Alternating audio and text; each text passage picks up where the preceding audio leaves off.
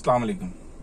हाँ तो जी, स्टोरी कुछ ऐसी है कि मुझे इंटरनेट के ऊपर कुछ गैर अखलाकी कंटेंट कंज्यूम करने की आदत है और मेरे अब्बा को ये बात पता चल जाती है और वो घर का इंटरनेट निकलवा देते हैं और घर में इंटरनेट पे पाबंदी लगा देते हैं। तो क्या ये इस मसले का हल हुआ?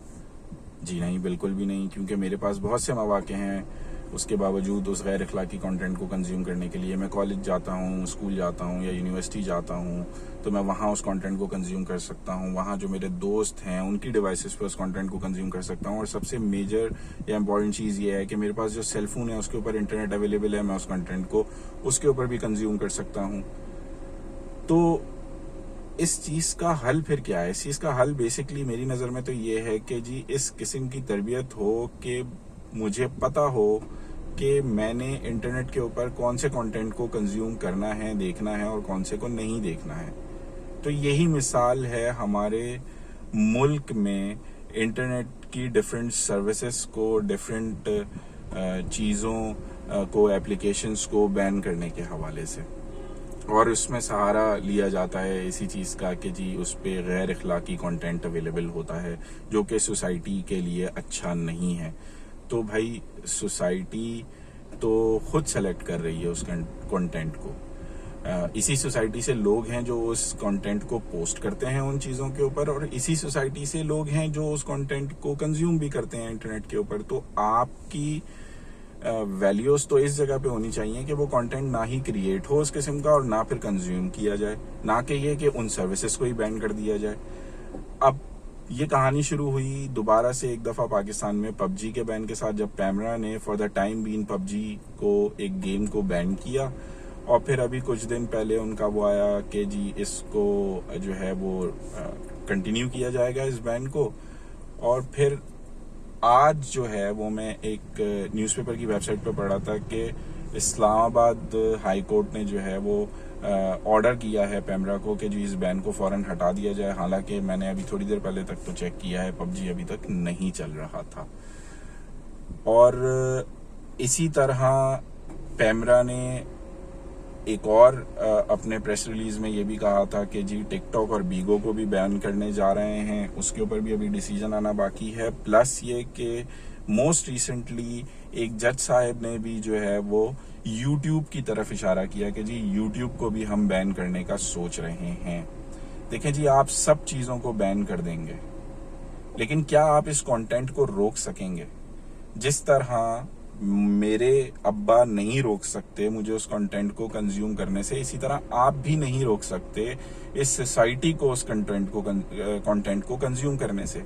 क्योंकि यहाँ तो 10,000 तरीके हैं। आप मेरे घर का इंटरनेट तो नहीं बैन कर रहे हैं, वो सर्विस बैन कर रहे हैं, तो जी वीपीएन मौजूद हैं। आप जिस चीज को भी बैन करेंगे मैं वीपीएन के थ्रू एक्सेस कर सकता हूँ। तो जो हमारी सोसाइटी की या हमारी सोसाइटी को सुधारने के लिए जो हमारी गवर्नमेंट की, अदलिया की और दूसरे इदारों की जो कोशिशें होनी चाहिए वो इस तरफ होनी चाहिए कि हम एज अ सोसाइटी इतने रिस्पॉन्सिबल हों कि हम उस कंटेंट को कंज्यूम ना करें। और दूसरी बात ये कि देखें, ये हमारी चॉइस है, हमारी सिलेक्शन है, देखने वाले की सिलेक्शन है, वो उस पर क्या देखना चाहता है क्या नहीं देखना चाहता। मैं एक छोटी सी मिसाल दूंगा कि ये प्लेटफॉर्म्स, खास करके यूट्यूब, कितना हेल्पफुल रहता है कुछ सिचुएशंस में, कितना मदद देता है लोगों को। कि मैंने अपने घर के एक बच्चे के लिए एक टॉय लिया, यो आप लोगों ने सुना होगा, वो असेंबल नहीं हुआ था। और उसकी पैकिंग खोलने के बाद बेतहाशा कोशिश करने के बाद भी वो मुझसे असेंबल हो नहीं रहा था। बच्चा जो था, मेरा कज़न जो थी मेरी, वो सर पे सवार थी। तो फाइनली मैंने यूट्यूब का तरफ निगाह डाली और फिर यूट्यूब पे देखा और मुझे उसके ऊपर एक बच्चे का ही बनाया हुआ ट्यूटोरियल मिल गया और उसको मैंने 1.5 मिनट के वीडियो को फॉलो किया और वो योयो जो है वो असेंबल हो गया और उसने उससे खेलना शुरू कर दिया और सारा विन विन सिचुएशन हो गई। तो वो मदद मुझे उसी यूट्यूब से मिली। इसी तरह लोगों को एजुकेशन में हेल्प मिलती है, डिफरेंट चीज़ों में हेल्प मिलती है। और मोस्ट इम्पॉर्टेंटली आप इन चीज़ों को बैन करके बहुत से लोगों का इनकम भी रोक देते हैं। इससे यूट्यूब को, बीगो को, टिकटॉक को, पबजी को कोई नुकसान नहीं हो रहा है। इससे आपके अपने मुल्क के लोगों को नुकसान हो रहा है जिन्होंने उससे किसी ना किसी तरह पैसा कमाना शुरू कर दिया है। वो पैसा कमाने वाली चीज जो है वो रुक जाती है, वो बंद हो जाती है। इससे इन लोगों को तो कोई नुकसान नहीं हो रहा। आप इनकी सर्विसेज को कितना भी इस कंट्री में बैन कर दें, कुछ भी कर दें, वो इस कंटेंट को हटा तो नहीं देंगे। लेकिन इससे नुकसान होगा एक नॉर्मल कंज्यूमर को, जो कि वहाँ से कोई कंटेंट को कंज्यूम करना चाहता है, या सेकेंडली नुकसान होगा उन लोगों को जो इस प्लेटफॉर्म के थ्रू जो है वो कुछ ना कुछ अर्न करते हैं अपनी एफर्ट्स के थ्रू।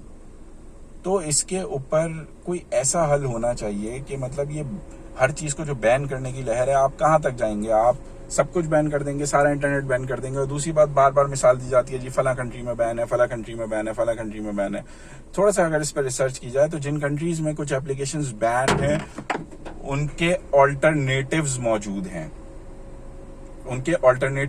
हैं, उसके बाद उन कंट्रीज में वो चीजें बैन हुई हैं। बगैर ऑल्टरनेटिव्स के बैन नहीं हो गई थी। तो हमारे पास कौन से ऐसे ऑल्टरनेटिव है? हमारे पास तो कोई भी ऑल्टरनेटिव नहीं है। हम तो सारी विदेशी एप्लीकेशंस यूज करते हैं, कुछ भी देसी एप्लीकेशन एज सच हम यूज नहीं कर रहे होते। तो सोचें इस बारे में और देखें कि हम क्या कर रहे हैं और हम कितना नुकसान पहुंचा रहे हैं। हम एक इंटरनेट एज के अंदर, तरक्की वाले दौर के अंदर, जहां साइंस एंड टेक्नोलॉजी की इतनी ज्यादा बातें होती हैं हमारे मुल्क के अंदर, इतना ज्यादा ढिंडोरा पीटा जाता है, और उसके बाद जो है वो अगर हम इन सारी चीजों को बैन करने की तरफ एक एक कर की तरफ जाएंगे, तो फिर ये पता होना चाहिए कि भाई हम कितनी चीजों को बैन करेंगे, किस किस को बैन कर देंगे।